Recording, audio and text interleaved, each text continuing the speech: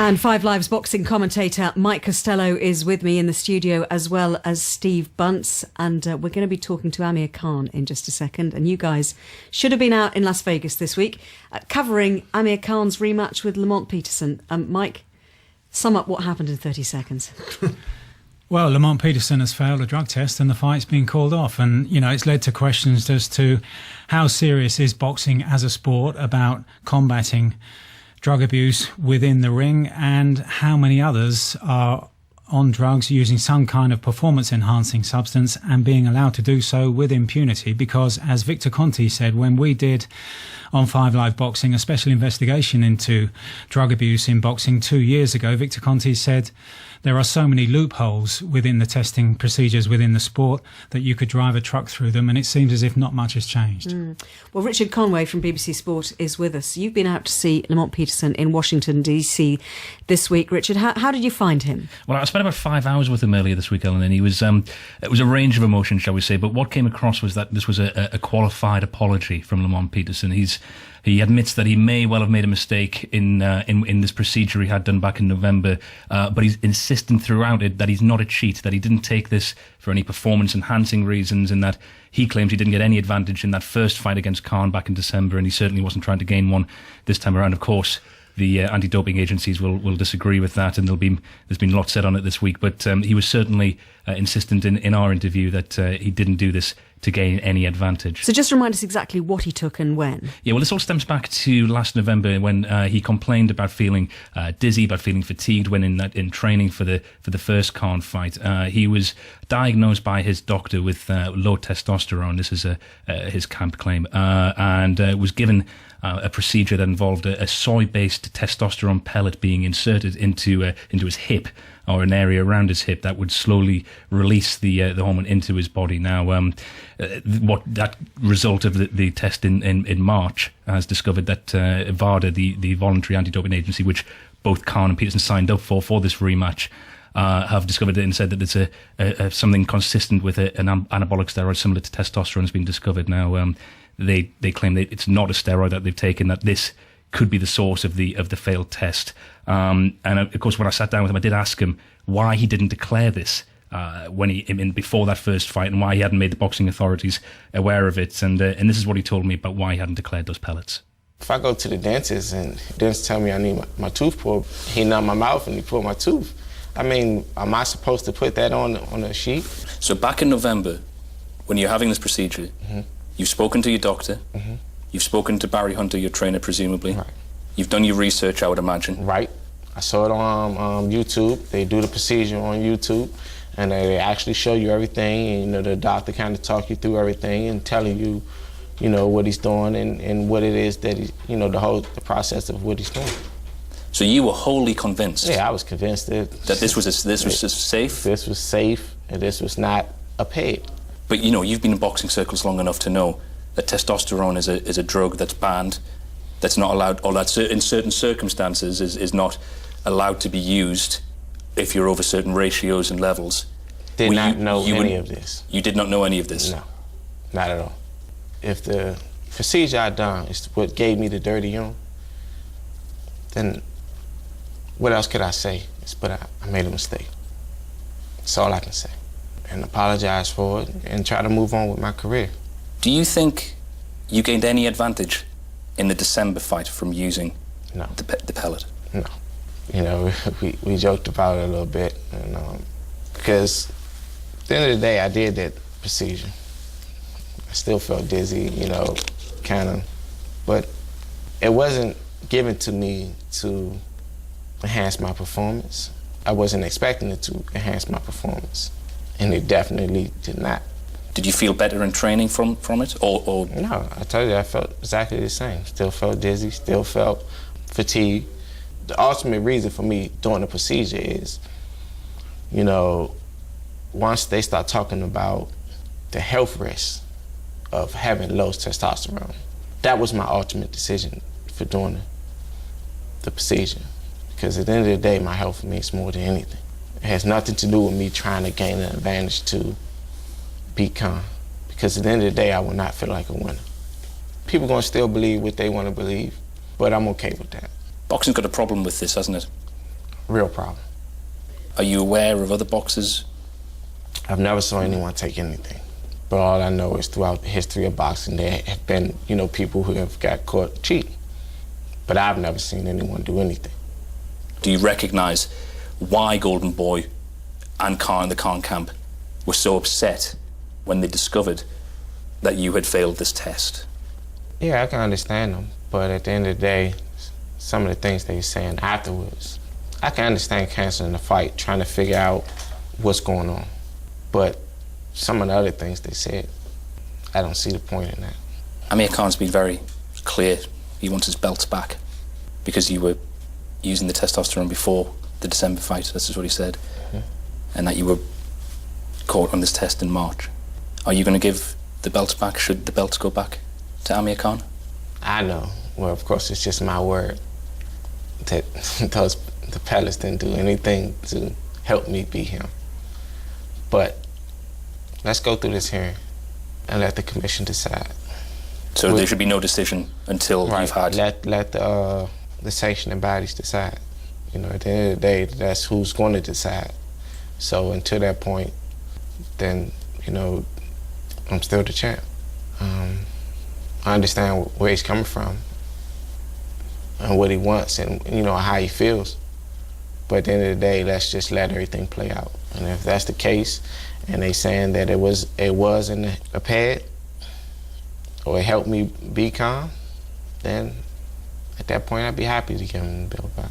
When you started this interview by apologising, by saying sorry, does that extend to Amir Khan as well? Of course, because he was looking forward to fighting. He had an opportunity to win his titles back, but that's not going to happen now.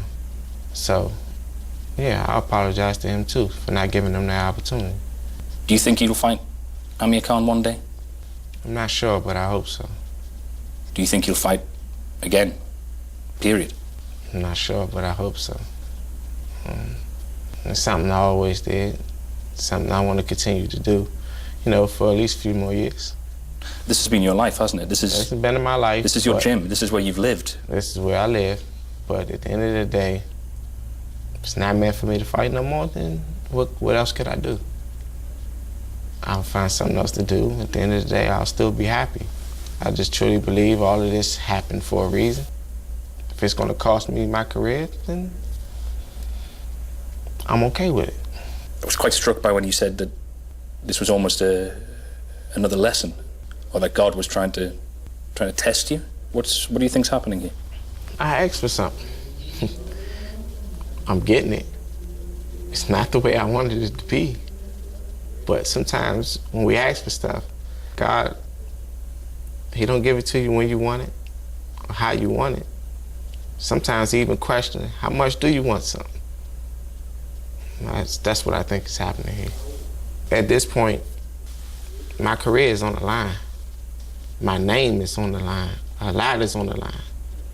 But I can sit here and tell you that today that I'm not upset, that I'm not angry, nor sad.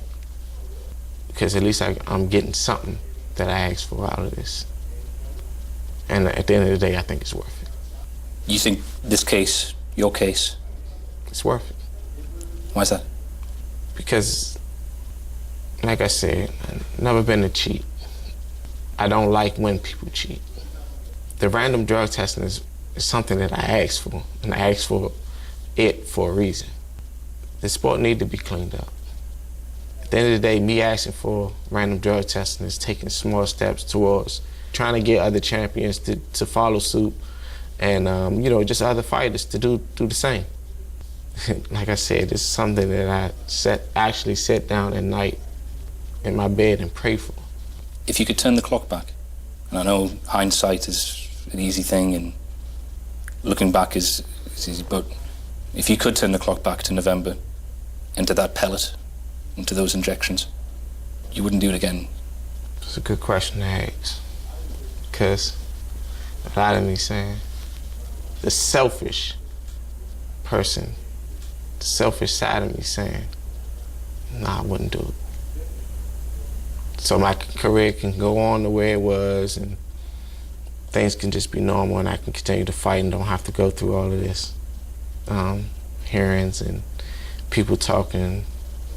But me, just being me, won't change it.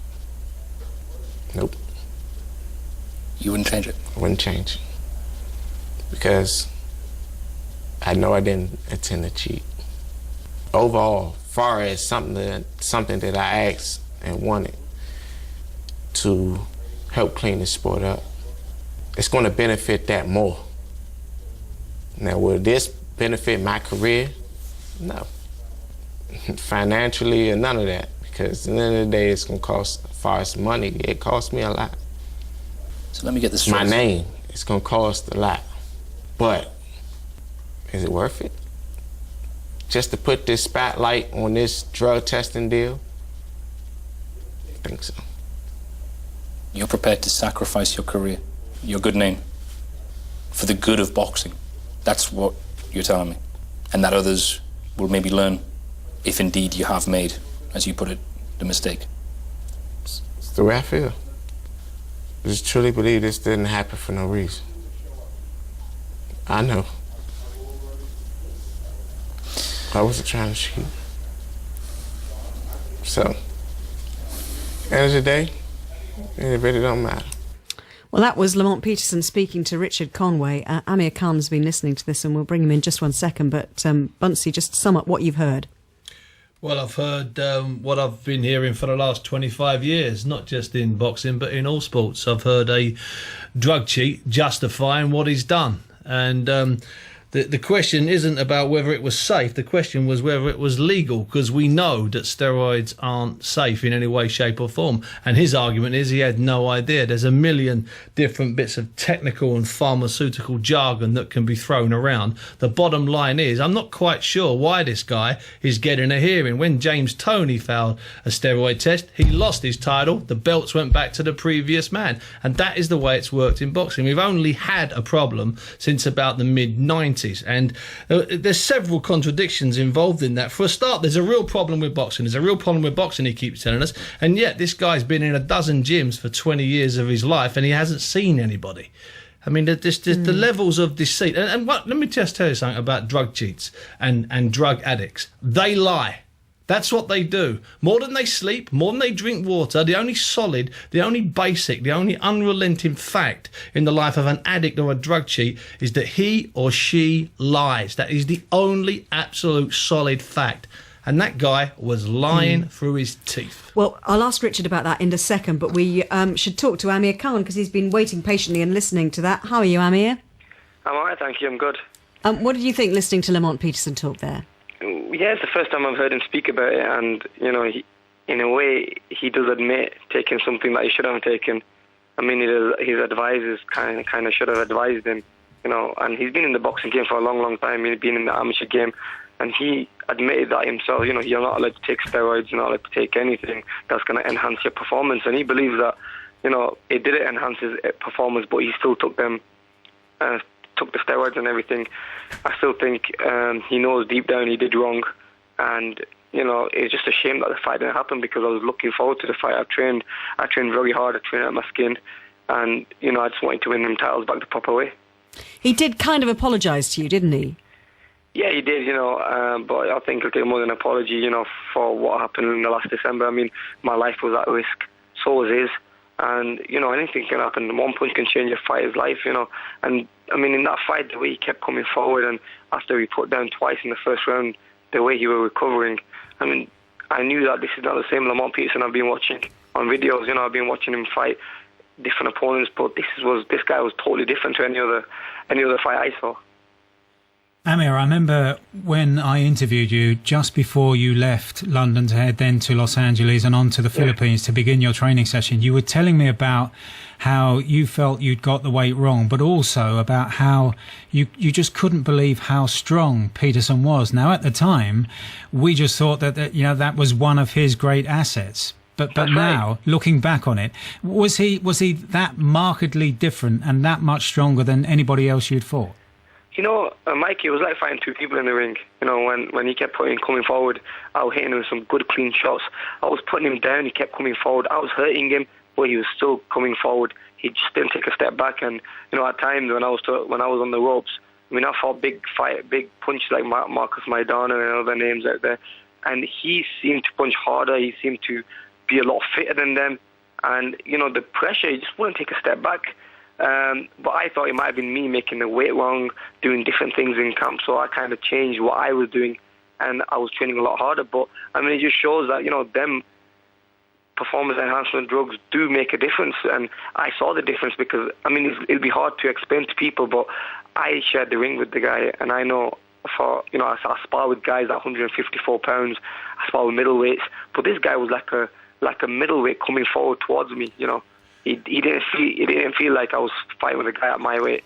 Amir, let me ask you this. Since then, have you dwelled on that a lot? Have you thought about that a lot? Have you sort of had a bit of a crisis of confidence? Are you trying to work out why this guy was so strong and why he appeared to be able to push and walk through you? Yeah, exactly. I've got great footwork and stuff, but this guy just kind of, he weighed me down in the fight, and I trained very hard, and that's one of the reasons we've changed training trainers. I've got Ruben, who's my new strength conditioner, instead of Alex Ariza, because I really thought it was the weight that was making the difference. I was making the weight wrong, and we totally changed everything in training camp. I spoke to Freddie Roach. I said to Freddie, look, I need to work more on the inside. You need to know how to fight when someone's putting pressure on me more, because I knew I was making mistakes in the fight, but it was just I couldn't keep him off me because he was so big and strong. Every time I hit him, he stopped for maybe a second, but just to come back stronger. Amir, sorry to hog this. It's a question that I think is valid here, and I'm sure you would as well, Richard, is quite simply, when Alex or Ruben offer you a new drink or some form of tablet, do you instantly say, do you say, is this legal, or as your father already said it, or as Asif already said it? Do you question what these guys give you? Well, Steve, you know what, I wouldn't take it because I have a boxing doctor who sees everything, and I report it to him first to see if I can take it. Even normal medication, like if I have a cough or if I feel ill, I'll still call my boxing doctor and I'll talk to him saying, am I able to take this? Am I allowed to take this? Because, this is my career. This is my life. Boxing is my life, and I'm not going to take a substance and fail a drug test because I get randomly tested. My dad admitted that also, it always goes through to a doctor first before I take any substance or any kind of medication, because I know how serious this is. Okay, so let's get this right. This guy Peterson has travelled 3,000 miles to see a specialist doctor who's instructed him, given him instructions how to insert something into his hip. Does that sound like something you might do and not question? I'd never do that. And it's funny, Steve. By any chance? I'd never do that. And I'll always speak to my team, and my team will advise me not to do anything like that. He was after he failed the sample A on April 12th. That came out positive, and he was asked, did you take anything? And he said no, he didn't take anything at all. Richard, didn't take anything. But the thing is, he should have declared that he did take something, because how can he forget, having an injection in your hip? How can you forget about, having that done?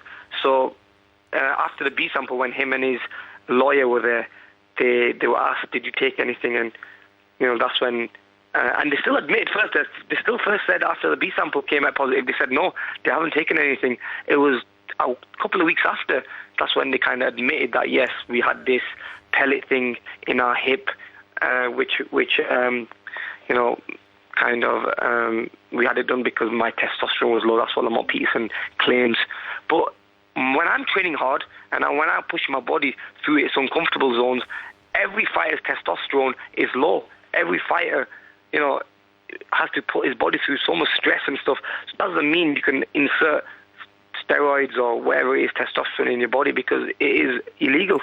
I'm interested to hear what Richard thinks about this. When you're listening to Lamont Peterson, there are lots of things that don't add up, really. But whether it's a question of whether he was lying, as Bunce says, or whether it's kind of naivety, whether it's badly advised, what, Richard, was your perception of how he was with you? Well, throughout the afternoon, Eleanor, he was increasingly emotional when I think it was dawning on him the severity of what he was facing, the situation that he'd got himself in. And I think the great irony as well of having, as he said, hasn't been insistent that he wanted these drugs tests, having been caught out by it. And I think that was starting to dawn on him as the afternoon wore on. And I'm just interested to know from you, Amir, if you think that, this proves that boxing can self-regulate when it comes to doping tests, that this proves that the sport has the ability to regulate and monitor doping.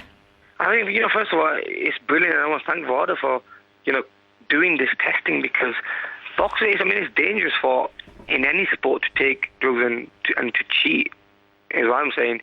Because, if I'm going into a fight now, and I'm not taking anything, and my opponent's taking God knows what, he's going to come in a lot stronger, he's going to have a lot of advantages. Now, VADA is the Voluntary Anti-Doping Association are trying to stop that. And I think now most fighters, I think all fighters really should do the same thing. They should be tested before a fight and tested after a fight. I'm still waiting on the results after the first fight we had, because I've still not got the results from the first fight. When we fought in December. Well, I think that's one of the drawbacks, Amir, that this Voluntary Anti-Doping Association are based in Las Vegas, and they deal only with fights in that area and only with boxing and MMA. And one of the worrying aspects for me is that if this testing had been carried out by USADA, the United States Anti-Doping Agency, who look after all sorts of Olympic-style testing, and incidentally is the testing that Floyd Mayweather has been calling for, they would not have caught Lamont Peterson, because the testing that they use is not sensitive enough. That's why this VADA, the Voluntary Anti-Doping Association, have to be applauded, because they used a process by which they could determine that Lamont Peterson had ingested or injected or in some way used some abnormal, if you like, testosterone, some synthetic testosterone that wasn't already in his body. Had they not been using that special process, which a lot of drug agencies don't do, then they would not have found this. And I think that's one of the aspects that's worrying for me, that there could be a lot of testing going on, but they're not detecting this particular usage. No, I agree. I agree, and like I said, I've been in the ring with the guy, and I've seen a huge difference. And then, it's funny, when I met my friends after the fight, they said to me, that was totally, that wasn't Lamont Peterson, that was a different Lamont Peterson. We've never seen Lamont Peterson fight like that before. So it's true, what VADA is doing is brilliant. And I think most or maybe all testers, all the testing commission, and they should all do the same thing, because, it's good for boxing, it's good for sport, and end of the day, even my opponent, we all want to do it. I'm going to do it now from my next fight. I'm going to do the same thing. I want VADA to be involved, because it's only making the sport cleaner, and I think that's what we need.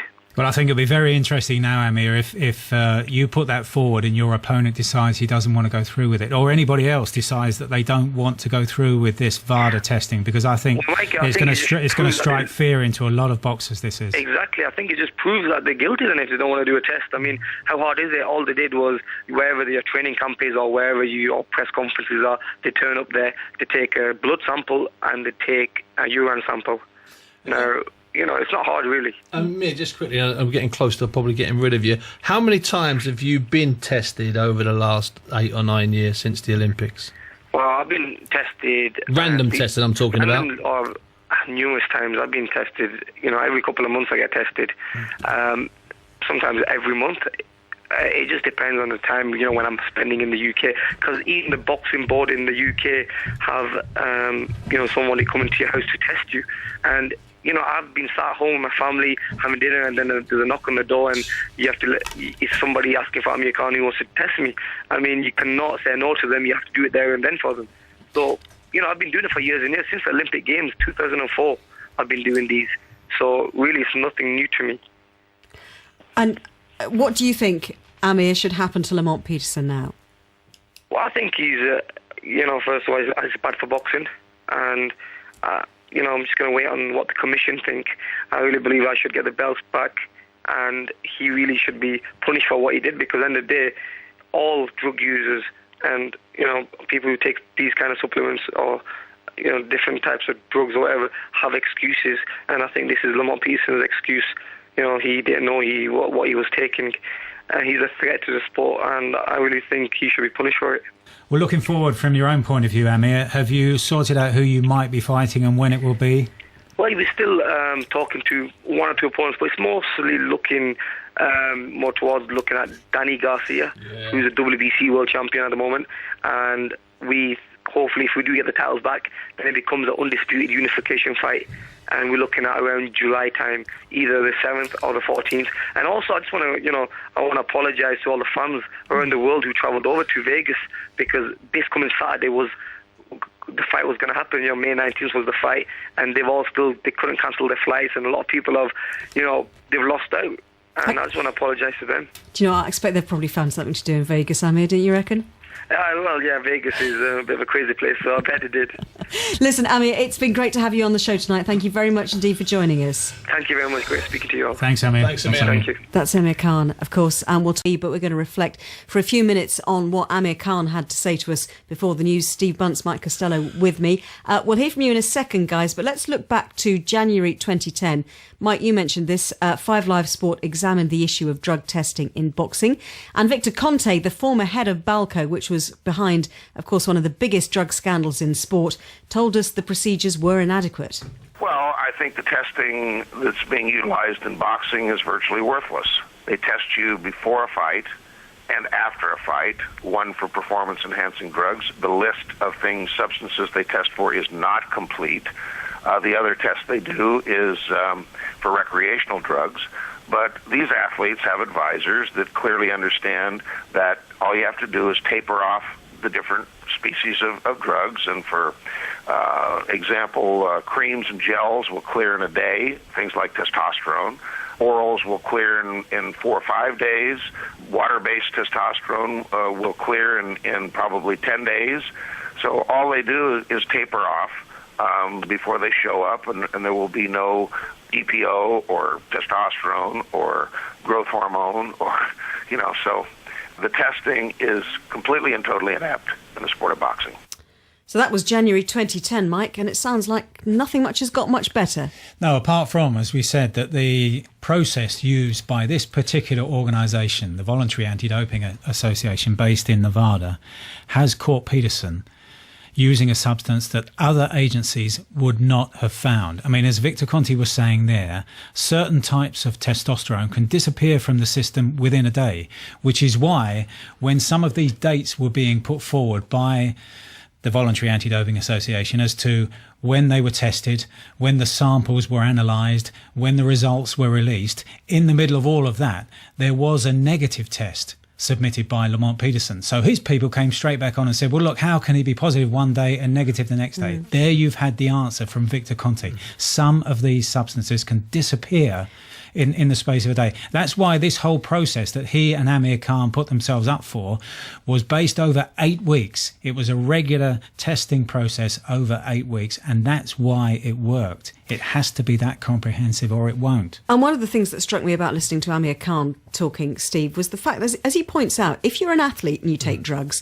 the only person you're damaging is yourself. In a physical sense, you're hurting your rival's ambitions. But if you're a boxer and you're hitting somebody else, then that's when it gets dangerous. And cue Steve Bunce to have the perfect quote to highlight that. In 2005, John Ruiz lost his WBA heavyweight title to James Toney. After the fight, James Toney tested positive for a couple of steroids, if I'm not mistaken, and was stripped of his title, banned for 90 days. But more than that, the belts were given back to Ruiz. And in his victory speech, Ruiz said, this is John Ruiz, WBA champion, who fought David Haye here in Manchester, if I'm not mistaken. He said, boxing is the only sport in which steroids can kill someone other than the person using them, and that's boxing. Okay, admittedly, mixed martial arts is the same, and that gets us back to VADA, the organisation that Mike's talking about. It's a Nevada-based organisation, and they only look at boxers and mixed martial artists. And one of the women who's either founded it or is the boss lady, Margaret Goodman, she was ringside in Las Vegas for longer than I've been going. Okay, and she was the chief ringside physician doctor all the time, so she knows her onions, she knows her stuff, and she's come up with this thing. And I wouldn't be at all surprised if this becomes the world leader, and doesn't diversify, sticks with boxing and sticks with mixed martial arts, which has its own problems far more serious than we've got in boxing, by the way. And she's been in place at ringside when there's been a death in the ring in Las Vegas as well. She knows what can happen. Not that that was necessarily the case, but I'm just saying that she knows what can happen at the extreme end and why it's so important to have this in place. And thoughts about what Amir Khan had to say? I mean, he spoke very articulately, didn't he? He was very honest about what he heard from Lamont Peterson. Doesn't sound bitter, he's not asking, he's asking for Peterson to be punished in the way that he should be punished. Well, I think because he's got a very strong team behind him, in particular in Golden Boy Promotions in the States, can make things move quickly again. And they're already talking, as he was saying there, about Danny Garcia, July the 7th or the 14th, so he takes a couple of weeks off, gets back into training. And I think, he can get his career back on track. And look, the fight against Danny Garcia, the opponent he mentioned, will not be as big as a Peterson rematch because of the back catalogue and the story about the mystery man in the hat and the pushing and the controversial judging. But I do think that what's fascinating also about what he said was he walked away from that fight, analysed it, and felt he'd done so much wrong. It was in his head. This is one of the dangers as well, that what Peterson has done has actually changed Amir Khan's thinking and the way he trains. He's brought on board a light middleweight called Maxwell to spar with. Now, he wouldn't normally do that. What if Amir Khan, out of all of this, loses some of his speed, which is what is his great asset? That's what Peterson's done. He's changed the whole way that Amir Khan has approached his build up to the fight. That's the, if you like, the corollary effect that can happen. And who's to say that someone else might have said, well, look, if Peterson's on this stuff, the only way I can match him, that's what Dwayne Chambers did. There's a quote in The Game of Shadows, the great book written by the two journalists who broke the Balco scandal, and we were hearing from Victor Conte, the architect of the single greatest, most widespread scandal in the history of sport. And Chambers is quoted in there as saying, I saw what they were doing in the United States, and I felt I've got to be doing the same to match them. And you know what, Ali, if you start to analyse the way boxers look and you start to then take on board what Conte's been talking about for 3 or 4 years and what one or two other American journalists have been talking about, not for long, only 5, 6, 7 years, you start to take it on board. And I look down the list of fighters, they said to me, he's juiced. And you start to see it. And then a guy called Tom Hauser wrote a definitive article a couple of years ago. We've had Tom Hauser on this show. And Tom outlined and wrote down lists and uncovered stuff. And it's a shattering and slightly disturbing list, I have to be honest with you. But in the end, is there any way, and final thought on this, is there any way that a worldwide boxing anti-doping code can be introduced when there are so many people running boxing in different parts of the world and different, as different licenses and people, as we see anarchy rules. It's not going to happen on a widespread scale, but I think we should salute what's happened here, the Voluntary Anti-Doping Association, the Nevada Commission as well, for calling this fight off. There was a lot of money at stake here. We hear that Amir Khan alone had a purse of around $900,000 plus. A lot of people have lost a lot of money. Not that they can't earn again, but this has cost a lot of people a lot of money, and it was a brave decision to call it off.